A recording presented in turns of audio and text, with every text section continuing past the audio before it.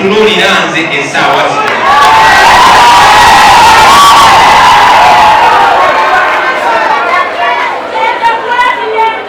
nga bwe twabagambye kino olunaku lwe twalusuubira nobali abakatonda yaluteekawo nansobozesa okwogerako nammwe sandi kisobodde baganda bange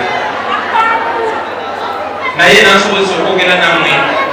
Njagala obubaka bwange buberekwa kuba basuubi. Mukama bwe yasitula pasitayinga nkakasa ajja kusitula abantu mwenna kasita tutakkiriza Katonda kutuyitako, kasita twesiga Mukama Katonda waffe. Musumba Mondo, Musumba Jengo, wakati mukusaasira Mukama kusaasire, nze manyi ti Katonda ali naawe. Manyi ti Katonda agenda kukozesa eby'amakiro. Mukama tasobola kusindika ekisa kye gye kitagenda okuwerekera. Musumba Jengo oli Jengo. Enjengo mu Luzungu baliyita batya? Baliyita weevu.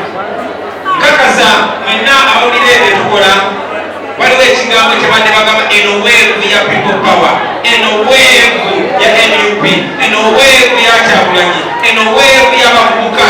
Tulina ejjengo eriri mu kuswipinga eggwanga olunaku lwa leero. Tulina ejjengo Mukama lyaleese okukyusa eggwanga lyaffe ng'akozesa ffe.